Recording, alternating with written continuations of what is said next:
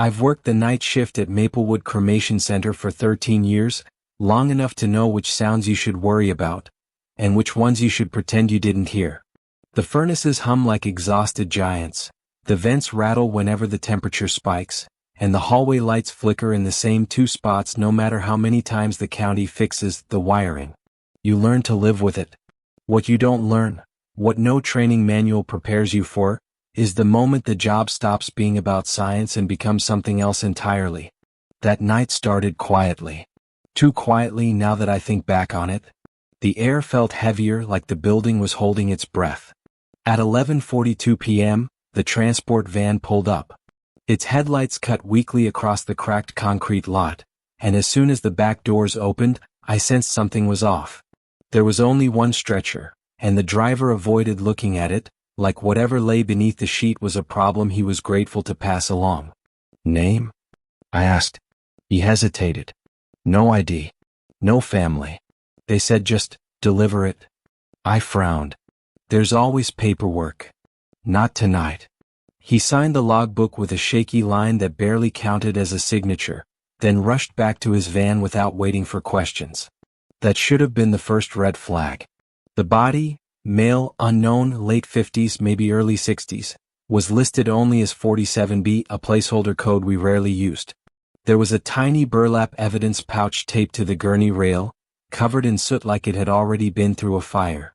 No tag, no medical examiner form. Just ashes smudged into the fabric. I hate when they come in like that. Not because it scares me, death stopped scaring me a long time ago, but because people deserve to be known. Even the forgotten ones. When I unzipped the body bag, a cold draft swept across the prep room floor, lifting the corner of the sheet as if someone had exhaled. The man's face was gaunt but strangely alert, like he'd died mid-sentence. His eyes were closed, but the lines around them looked tense, almost resistant. And something else tugged at me, an impression I couldn't quite name. Not recognition. Not fear. More like awareness. For a moment, I felt something I hadn't felt in years, a quiet pull in my chest, the same uneasy pressure I felt standing beside my father's hospice bed the night he passed. He had died alone, long before I could make it to the hospital, and somehow that truth had carved itself into me deeper than I ever admitted. Maybe that's why I took this job. Maybe that's why the forgotten cases, the unclaimed bodies, cut at me more than they should. Nobody deserves to leave this world unseen. Nobody deserves to die without someone bearing witness. And as strange as it sounded, staring at this nameless man, it felt like he knew that about me. I shook it off. Night shift messes with your head. I transferred him to the loading tray and prepped the chamber.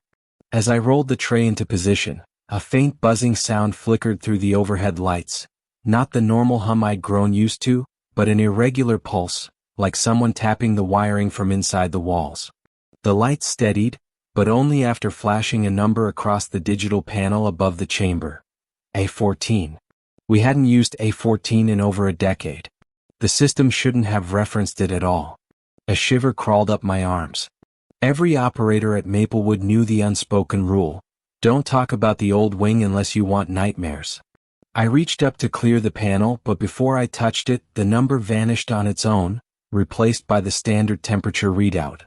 "Glitch," I muttered, though my voice felt too small in the room. Still, the hairs on the back of my neck stood up, as if something deeper in the building had just awakened and whispered my name. The stainless steel door reflected my face, drawn and tired, and behind me the man's silhouette looked uncomfortably upright, even though I knew he was lying flat. "All right, 47B, I muttered, "let's get you home." When I pushed the tray into the furnace chamber, the wheels squealed louder than usual, a sharp metallic protest that echoed down the empty hallway. As the platform locked into place, I reached to secure the man's arm. Just a routine adjustment so it wouldn't shift during combustion. That's when it happened. His index finger curled inward, a small, almost delicate motion, as if he were pulling something toward himself. I froze. Bodies move sometimes. Reflexes, gas, muscle death. It's normal. It's explainable. I could have convinced myself of that if not for the feeling that surged through my chest at the same moment. The distinct, unmistakable sensation of being watched. The overhead lights flickered once, twice, then steadied. "Just fatigue," I whispered. My voice didn't sound like mine. I slid the tray the final few inches and shut the furnace door. The locking mechanism clamped down with a heavy click that echoed much too long, bouncing around the chamber walls like it didn't want to settle. The moment my hand left the latch, the floor beneath me vibrated. Just a soft tremor, subtle enough to question, strong enough to notice. The furnaces always hummed, but this felt different. Intentional. Rhythmic. Like something inside the chamber shifted its weight. I stepped back. The viewing glass glowed orange as the burners ignited. For a split second, just a breath, I thought I saw the outline of the man tilt as if he were trying to lean away from the flames. I blinked and the silhouette returned to stillness. But the dread in my chest didn't fade. It constricted, settling deep like a warning I wasn't ready to hear. I've loaded thousands of bodies into those furnaces. I know what dead weight feels like. I know what finality looks like. And whatever I put into Furnace 3 that night didn't feel final at all. The burners roared to life, a deep, hungry sound that usually reassured me the system was working. But that night, the noise felt wrong, too forceful, too eager, like the furnace wasn't just consuming fuel but reacting to what I'd placed inside it. The digital temperature gauge climbed steadily, 900 degree F, 1100 degree F, 1400 degrees Fahrenheit. Normal numbers. Familiar numbers. So why did my stomach twist like I was watching something I shouldn't? I leaned toward the viewing glass just slightly, just enough to confirm the silhouette inside was lying flat, unmoving. But it wasn't. The body, 47B, had shifted again. Not a trick of the flames. Not refraction. Not imagination. His left shoulder was angled upward, as if he'd tried to roll away from the center of the chamber. The position was subtle but unmistakable. And wrong. So deeply wrong. I blinked hard once. Twice. The silhouette didn't return to normal. A chill crawled up my spine.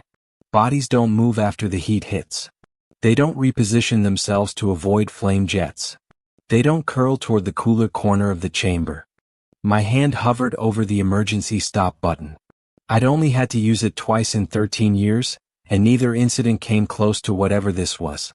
I pressed the intercom switch. Furnace 3 diagnostic check, I muttered, even though no one monitored after midnight. Static crackled back, sharp enough to sting my ears. Then the furnace lights cut out for half a second, plunging everything into darkness, before surging back with a violent flicker. The silhouette had changed again. The man's arm was pulled backward, bent at an angle I knew hadn't been there moments ago. It looked less like a reflex and more like someone, or something, had grabbed the wrist and yanked it behind him. My chest tightened so suddenly I had to brace against the control panel. "No," I whispered. "No, no, no, this isn't happening." I slammed the emergency stop. The control panel beeped, then glitched. Error 03, no active cremation. My breath snagged in my throat. That error code only appeared when the chamber was empty or offline. But Furnace 3 was running, loudly, violently, unmistakably running. Heat radiated through the metal frame beneath my palms. The fans roared. The burner spat a low, vibrating growl. Yet the system insisted nothing was inside. The lights above me dimmed, humming in protest. Then the security monitor beside the panel flickered. Camera feed 3, signal lost. Camera feed 4, no data. Camera feed 5, offline. Every camera pointed at the furnace corridor went dark, one after another, like someone was walking down the hall flipping invisible switches. My pulse hammered against my ribs. Furnace 3 groaned, a deep, dragging sound like metal under strain. The viewing glass fogged for a moment, and through the haze I thought I saw the silhouette tilt upright. I staggered back. No, absolutely not. I pressed the stop button again. And again. Nothing responded. It was as if the furnace had disconnected itself from the building, become some sealed-off entity obeying laws I didn't understand. Then came the vibration. Not violent. Not enough to shake the room. Just a slow, deliberate tremor, rippling beneath my boots in a pattern too steady to be mechanical. 3 pulses. Pause. 3 more. like a heartbeat from the wrong side of a wall. My throat tightened so hard I had to force air into my lungs. I stared at the viewing glass again, even though every instinct begged me to look away. The fog cleared. The silhouette had turned its head, not fully, just enough that the profile faced me. The motion was delicate, controlled, unmistakably intentional. And in that split second before the flames surged and swallowed the outline whole, I saw something I would spend the rest of my life trying to rationalize. The man's eyes were open. Not wide. Not panicked. Just calmly, horribly aware. And looking directly at me. By the time the flames died down and the chamber cooled enough to open, my hands were shaking so violently I had to grip the stainless steel railing just to steady myself. I kept waiting for something, anything, to move again. For a shadow to shift. For another tremor. For those eyes to reappear behind the glass. But nothing happened. The chamber door swung open with a long metallic sigh. Only ash lay inside. That somehow scared me more than seeing the body move. Ash means finality. Proof. But nothing about what I'd witnessed felt final. I stayed long past the end of my shift, staring at the control panel, replaying everything in my head. When the sun finally edged over the horizon and painted the parking lot amber, I forced myself to walk into the administrative office and tell someone. I should have known how it would go. The moment I said the sentence, the body moved while the furnace was running. My supervisor, Grant, leaned back in his chair, pressed his fingers together, and gave me the kind of look you reserve for people who've stopped making sense. "Ethan," he said slowly, "when's the last time you took a vacation?" "It moved," I repeated. "I'm telling you, Grant, I saw it turn its head. The system malfunctioned. The cameras went down. The chamber." "Cameras go down all the time," he cut in. "This place is older than both of us combined. They all went down at the same time. And the error code said no cremation was active. It was." He sighed in that managerial way that tells you the decision was made before you even walked in. "I think you're exhausted," he said. "You've been on nights too long. Stress does things to people. I know what I saw. And I'm not saying you didn't see something." His voice softened, patronizing. "But dead bodies don't move on their own." I swallowed hard. This one did. He stood, signaling the meeting was over. "Write up the incident. I'll review the footage and system logs." "Good," I said. "Because the footage will prove." Grant shook his head gently, almost apologetically. "There is no footage, Ethan. The recordings from last night are missing." A cold, hollow feeling opened in my chest. Missing how? Just gone. Corrupted. It happens. "No," I whispered. "Not like this." He didn't meet my eyes. "Take the day off. Get some sleep." I stumbled outside, the morning air sharp in my lungs. The world looked normal. Cars passing, birds cutting across the sky, people living their lives without knowing how close horror can stand without being seen. I wasn't ready to go home. Instead, I walked the perimeter of the crematorium, replaying every detail. The way the silhouette bent. The tremors in the floor. Those eyes. The error code claiming nothing was inside the chamber. It all churned like storm water in my mind. When I finally returned indoors, I went straight to the cold storage room. Logically, I knew 47BS remains were already in the chamber collection bin. But I needed to look at the intake board again, to confirm that I hadn't imagined the entire case. The whiteboard listed every body waiting for processing. Names, dates, case numbers. I scanned the list once. Twice. 47B wasn't there. Not crossed out. Not erased. Not smudged. Just never existed. My pulse thudded in my ears. I hurried to the file drawers, yanking open the cabinet labeled Recent Intakes. The folders were alphabetical. I flipped through every section, hands trembling harder with each missing page. There was no 47B. No mysterious unclaimed mail. No record of a delivery at 11:42 p.m. According to Maplewood's official documentation, I had cremated a man who was never delivered. A body that didn't exist. A wave of nausea rolled through me. Either I was losing my grip on reality, or something else had happened in that furnace. Something I couldn't explain. something I wasn't supposed to see.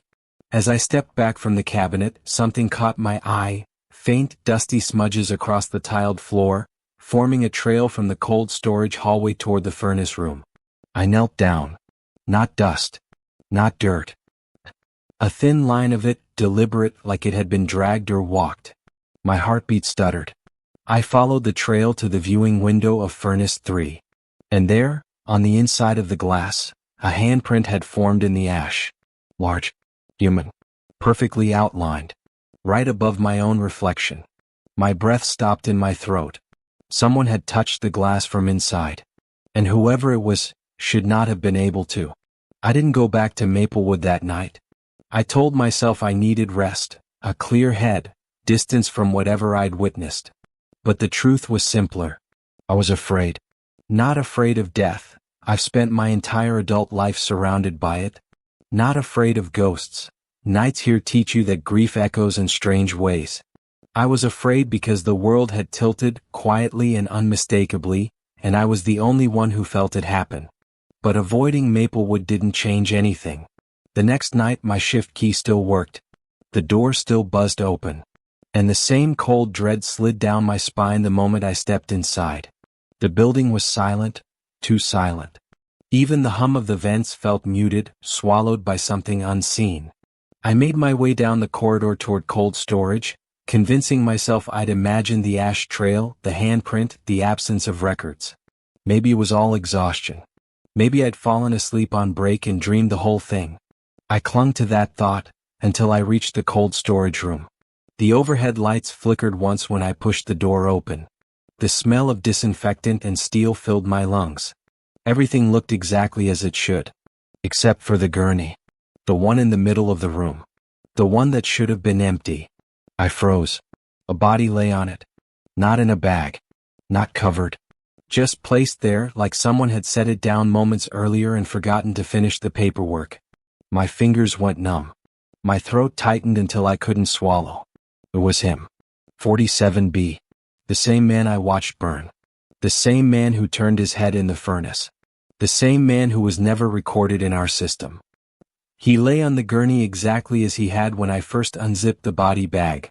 One arm slack against the metal rail, the other resting across his stomach. Skin pale. Lips cracked. Eyes closed. No ash. No char. No burns. Not a single sign he had ever been inside a chamber burning at 1,400 degrees. Jesus, I whispered, stepping backward until I hit the wall. My mind scrambled for explanations. None came. A prank? Impossible. No staff had access to the chamber when the system glitched. And no one could produce a body this intact after cremation. A hallucination? Then who put him here? Who arranged his limbs with such quiet intention? I edged closer, not because I wanted to, but because I had to. Fear and disbelief pulled me forward in equal measure. His chest didn't rise. No pulse beat beneath the paper-thin skin of his throat. He was dead. Undeniably. But he was wrongly dead. Wrong in a way I didn't have words for. I forced myself to examine him with the detached professionalism the job demanded.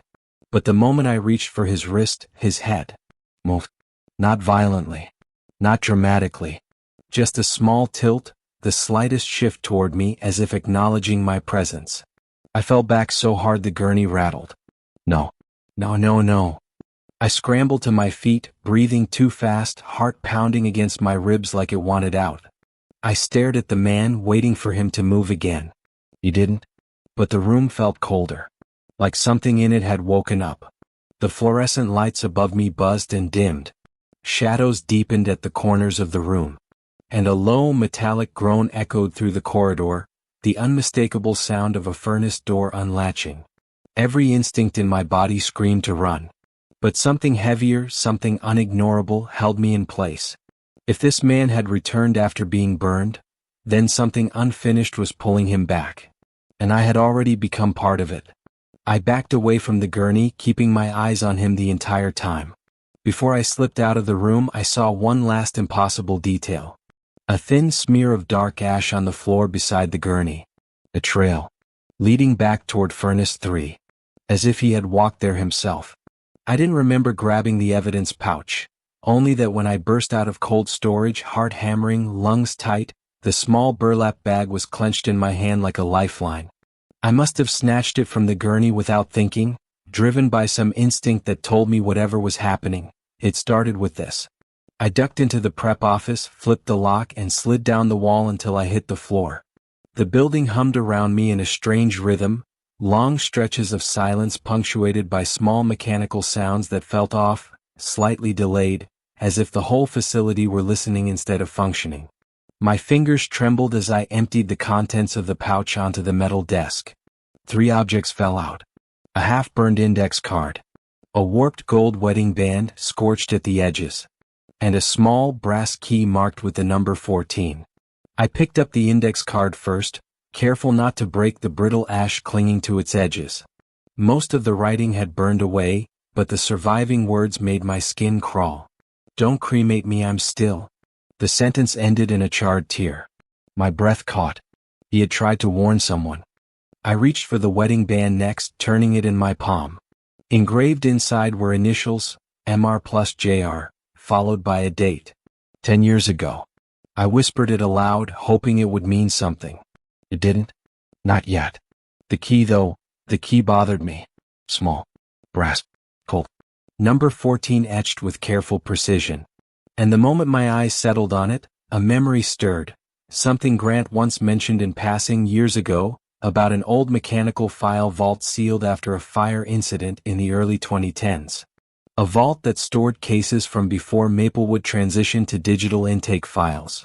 Cases like unidentified bodies. Cases like 47B. A chill swept across my arms. I stood, adrenaline cutting through my fear, and pulled the office cabinet open. The digital system showed nothing, of course. No intake logs, no case numbers, no delivery report. But the old vault wasn't digital. And digital files could be deleted. Paper was harder to erase. I crossed the hallway, my footsteps unnervingly loud in the empty facility. Every shadow felt like it leaned toward me. Every echo chased me back. But I kept moving until I reached the storage annex, a narrow corridor lit by buzzing fluorescent tubes that cast the kind of sharp, flickering light that made your nerves twitch. Halfway down the hall stood a metal door with faded yellow tape over its frame. Archive. Do not enter. The tape had been torn once, then smoothed over again. Recently. My pulse jumped. I slid the key into the lock. It fit perfectly. The door opened with the softest sigh, a warm breath of stale, dusty air rolling out, thick with the scent of paper and time. Inside, rows of filing cabinets stretched from wall to wall like silent witnesses. The fluorescent light clicked on overhead, but it only reached halfway across the room, leaving the far end in shadow. I stepped inside. Cabinet labels. A1, A7, 8, A13, A14. The drawer resisted when I tugged it, as if something inside didn't want to be disturbed. But I pulled harder, and it slid open with a screech that echoed through the archive. Inside, dozens of folders leaned sideways, some yellowed, some scorched, all old enough to have been forgotten, if forgetting were the goal. I sifted through them, breath trembling. Unclaimed remains. Misidentified cases. Bodies processed without next of kin. Then I found it. A folder marked only with black marker, almost carved into the paper. Case unresolved, do not open. My stomach knotted. I opened it. The photograph hit me first. A man in his early 60s, sharp-featured, alive, wearing the same wedding band now sitting on the prep office desk. His eyes stared directly into the camera. Different from the lifeless version I'd seen on my gurney, but unmistakably the same man. Below the photo was a report. Cause of death, pending investigation. Disposition request, postponed, family dispute. Status, suspended. Final note, handwritten and underlined twice. Not to be cremated. My throat closed. Someone had cremated him anyway. Someone had overridden every note, erased every trace, silenced every warning. And now he had come back. Not for revenge. But for recognition. For truth. For the simple human dignity he had been denied. My hands shook as I closed the folder. Outside the archive door, footsteps echoed softly, slow, deliberate, drawing closer. And I knew with a cold certainty that rooted me in place. He wasn't done with me yet. The footsteps outside the archive door stopped. Not hurried. Not stumbling. Just stopping. As if whoever, or whatever, was out there was listening for me to breathe. I held my breath until my lungs burned. Silence pressed in, thick as soot. When I finally stepped back into the hallway, it was empty. The fluorescent lights buzzed overhead, flickering the way they always did when the building wanted to feel alive. Yet something was different now. I wasn't alone in Maplewood. Not anymore. And whatever shared the space with me was leading me somewhere. The evidence folder weighed heavily in my hand as I walked deeper into the facility. I passed Furnace 3, the viewing glass still smeared with the faint outline of a handprint, and turned left toward the old mechanical wing. A place I'd never entered.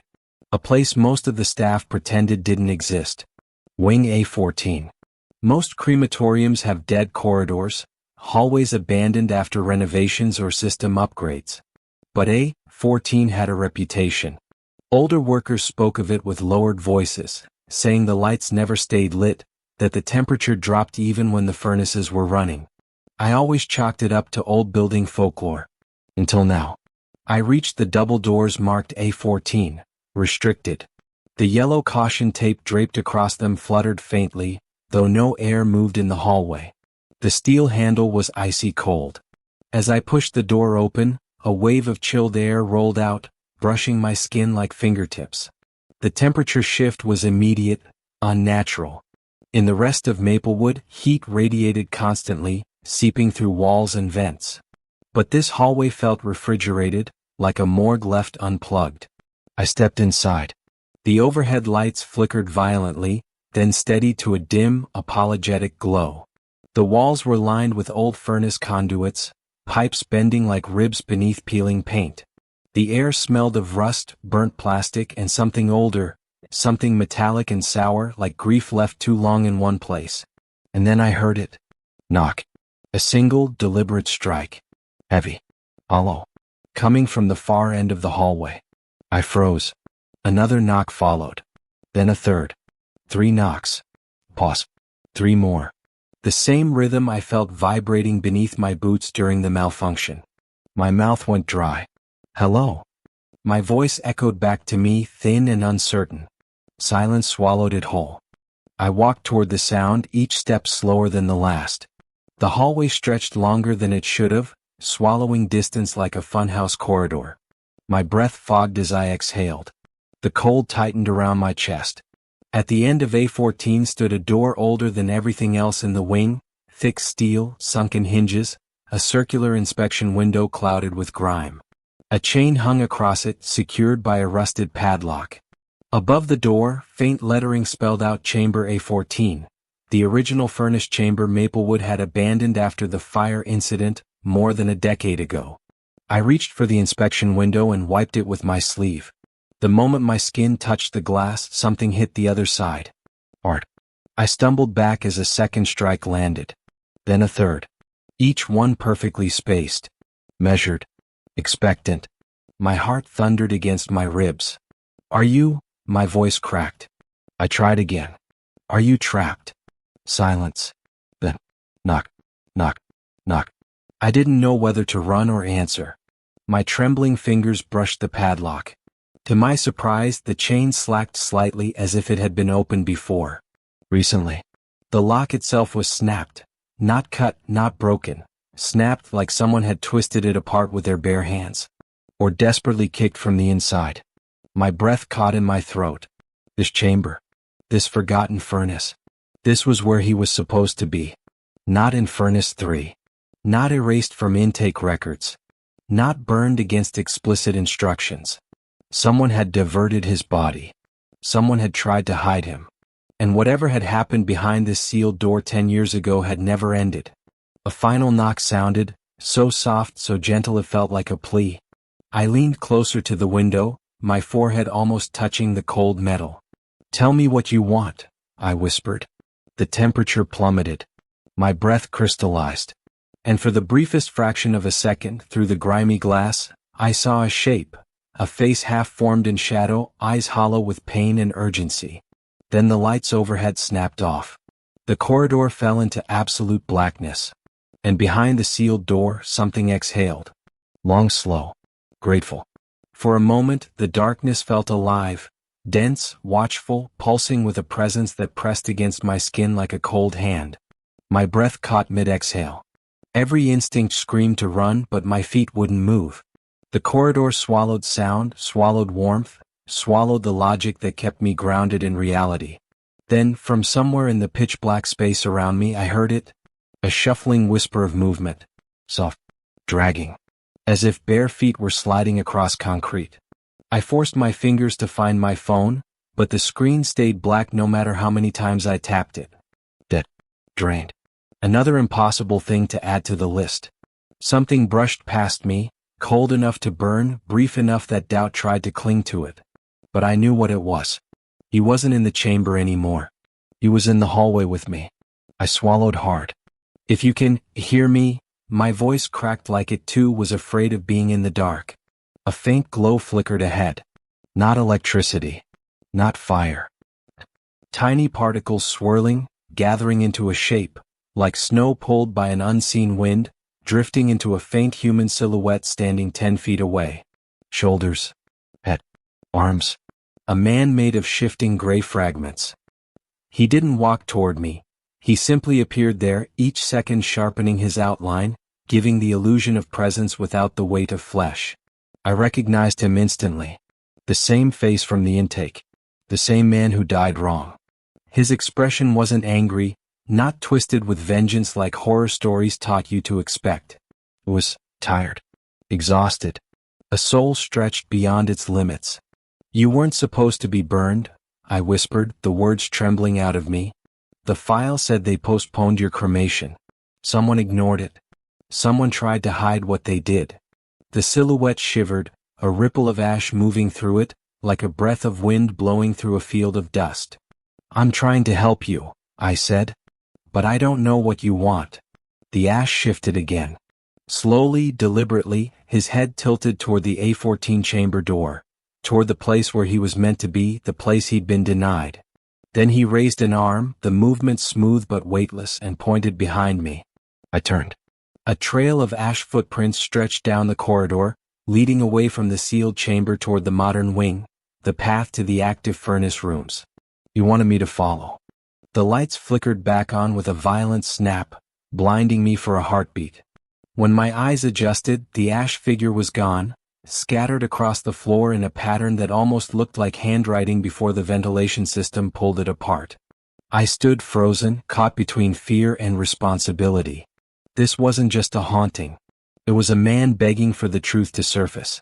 A soul trapped because someone stripped him of his dignity and buried the evidence beneath paperwork in silence. I took a shaky step forward, my pulse still thundering in my ears. The ash footprints dimmed with each second, slowly fading as though they would disappear entirely if I hesitated too long. I'm coming, I whispered, unsure whether I meant it or needed to believe it. As I followed the trail out of A14, a quiet realization settled over me, one heavier than fear, heavier than the supernatural. The ghost didn't want revenge. He wanted rest. And whatever happened 10 years ago, whatever Maplewood tried to bury, whatever injustice had tethered him to the place he died, I was the only one he trusted to uncover it, even if it cost me everything to see him finally let go. The ash footprints led me out of the forgotten wing and back into the modern corridor, where the air warmed again, but my skin stayed cold. Each fading print tugged me forward like a string pulled taut around my chest. The building felt different now, not hostile, not haunted, but waiting. As if Maplewood itself knew the truth was about to surface. At the end of the hallway near the loading bay, I saw a figure sitting on a metal bench. Shoulders slumped. Uniform wrinkled. A familiar mop of gray hair catching the fluorescent light. Frank. He was the oldest employee at Maplewood, semi-retired, working part-time, always hovering around the place like a guardian spirit nobody hired. He lifted his head when he saw me. His eyes were rimmed red, tired in a way that made my heart sink. "You saw him, didn't you?" he asked quietly. My breath hitched. "How did you know?" Frank exhaled a long, shaky sigh. "Because I've seen him too. The room tilted a little. Why didn't you tell anyone? He rubbed his temples. Because what I saw, what we saw, no one believes. And because the men who ran this place back then made sure none of us ever spoke of what happened in F-14. My grip tightened around the folder in my hand. Tell me. Frank looked toward the hallway, toward the sealed door I had just fled. His voice grew thin, like the memory was something that scraped on the way out. 10 years ago, he began, we got a body just like yours. No ID. No family. But he wasn't dead. Not at first. My chest constricted. He was alive? Barely. But yes. Frank swallowed hard. The EMTs misread the signs. By the time he reached Maplewood, he was unconscious but breathing. We didn't know. We trusted the paperwork, until he started banging on the furnace door. My blood ran cold. Frank's voice broke. I was the operator that night. A wave of nausea rolled through me. He screamed, Frank whispered, fingers trembling. He screamed until the flames took his voice. I tried to stop the cycle, I swear I tried, but the system was old, the fail-safes jammed, and by the time the chamber opened, his voice cracked. He didn't finish the sentence. I couldn't breathe. Frank wiped his face with the back of his hand. Management called it a malfunction. They erased the logs, buried the case, told us if we valued our jobs we'd forget it. But I never did. And neither did he. I opened the folder and showed him the burned note. Don't cremate me, I'm still. Frank closed his eyes, grief carving lines into his face. He tried to warn us even then. But why show himself now? I asked. Why return after 10 years? Frank hesitated. Because someone tried to cremate him again. Someone moved his remains, tampered with the archives, and forced him back into the fire. And when he realized you were the one who saw him, really saw him, he attached himself to you. Attached. The word chilled me deeper than the A14 corridor had. He doesn't want to hurt you, Frank added quickly. He wants you to finish what we were too afraid to start. To bring the truth into the light. I stared down at the key, the ring, the half-burned card. Evidence no one wanted found. What happens if we don't? I asked. Frank met my eyes. Then he'll never leave. Not Maplewood. Not you. Not this world. A faint vibration hummed beneath my feet. 3 pulses. Pause. 3 more. He was listening. He was waiting. He was asking for justice that had been denied to him for a decade. And for the first time I understood. This wasn't just a haunting. It was a promise. The vibration in the floor didn't fade this time. It grew stronger, slow, steady pulses like the beating of a heart buried alive beneath the concrete. Frank stiffened beside me, eyes widening with a fear that had clearly lived inside him for a decade. He's calling you, Frank whispered. Not us. The ash footprints reappeared as if forming under invisible steps, leading back toward the furnace corridor. The building's temperature shifted with them. Warm air thickened, pressing in heavy waves, like Maplewood was exhaling after holding its breath too long. My legs moved before my mind had time to decide. Frank reached out as if to stop me, then let his hand fall.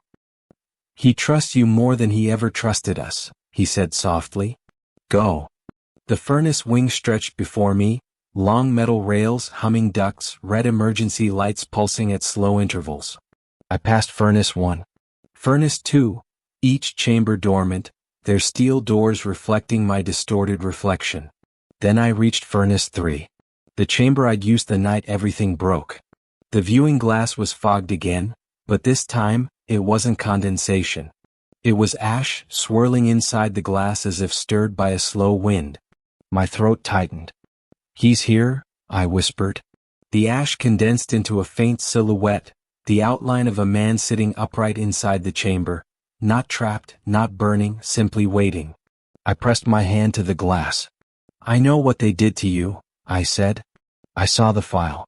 Frank told me. You weren't supposed to die that way. You weren't supposed to die alone. The lights above flickered in response, a trembling sympathy in the air. And I'm going to fix it, I promised. I'll tell the truth. I'll bring your name back. I'll make sure you're laid to rest the right way. The silhouette shifted, a soft ripple of ash like a nod. I reached for the emergency release. The furnace door groaned, heavy and reluctant, and then slowly, impossibly, it unlatched on its own. A breath of warm air swept out, wrapping around me with unexpected gentleness as if thanking me. Inside the chamber, the ash drew upward from the grate, coalescing into a clearer form. His face, his shoulders, the shape of a man whose identity had been stolen and buried under silence. His eyes, if eyes could be made of smoke, held something I hadn't expected. Relief. You don't want revenge, I murmured. You just want to be remembered. The chamber flickered with a soft glow. Not fire, something else. Recognition. Acceptance. But then the lights behind me snapped on. Art. Bright. Human. Frank gasped.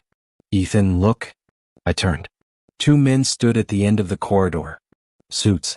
Cold eyes. The current Maplewood administrators, people who had everything to lose if the truth surfaced.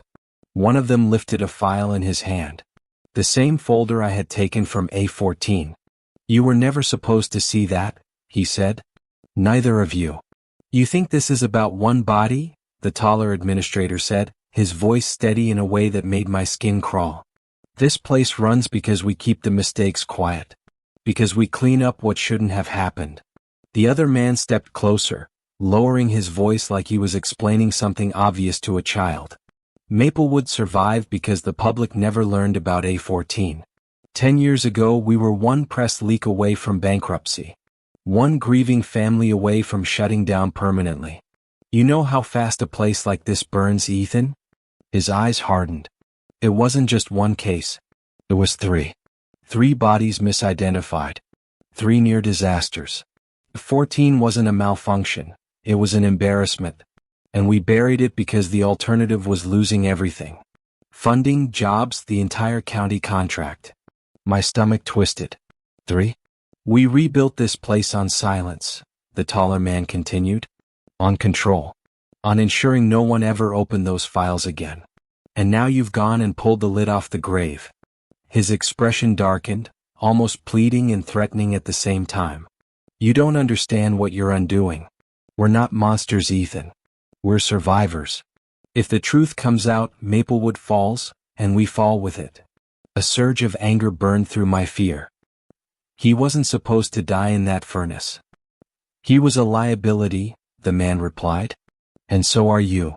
Behind me, the furnace door slammed shut, not trapping me but locking the ghost inside like he'd made a choice. The lights dimmed. The air thickened. The floor trembled with that familiar rhythm, 3 pulses, pause, 3 pulses. The ghost wasn't done.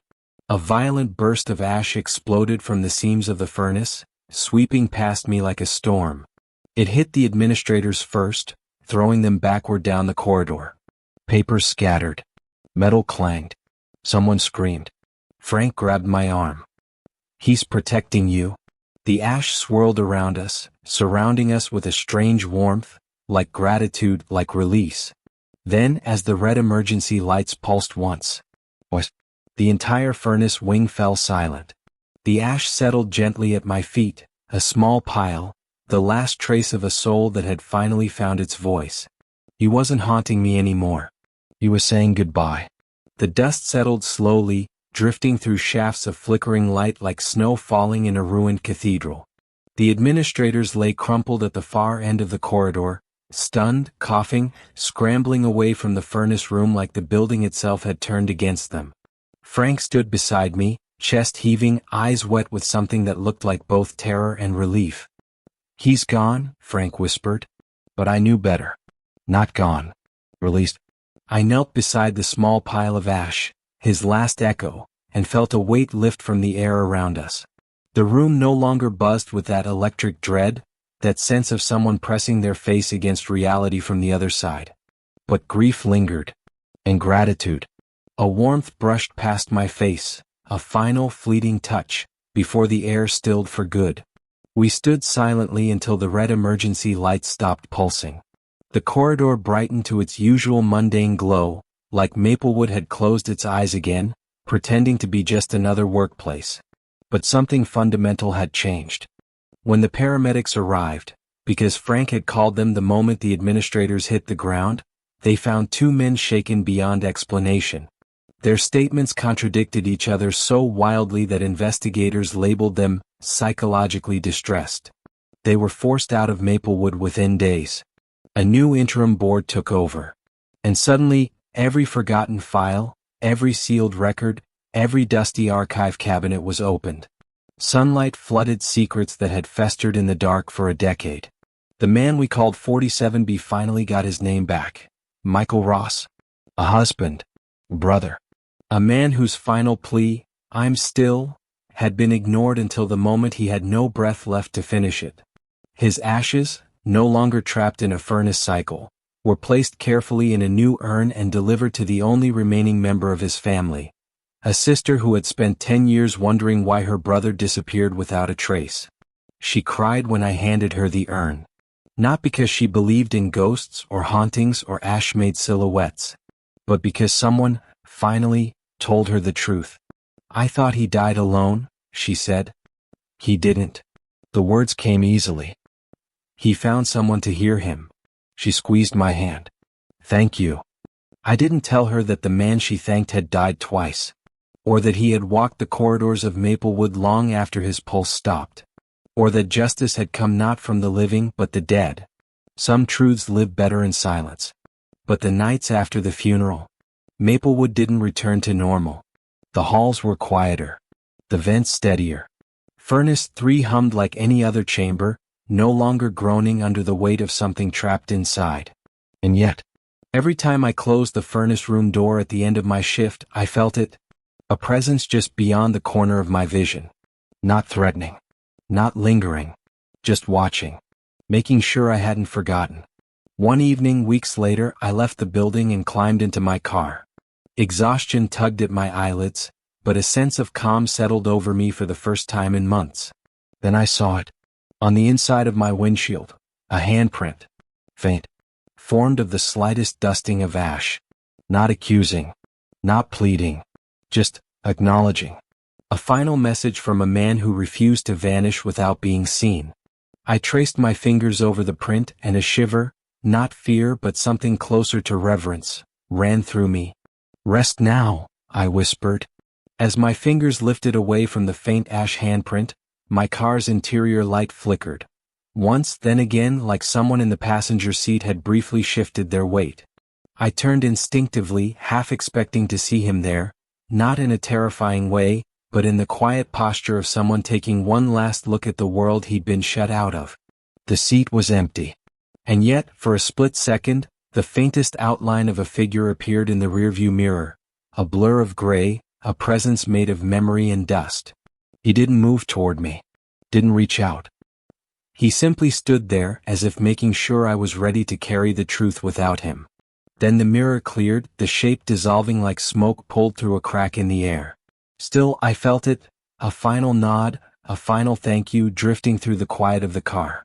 And beneath it, something else I couldn't name, a warning? A promise? A reminder that Maplewood had held more than one forgotten voice. For the first time, I wondered if the dead only leave once all their truths are uncovered.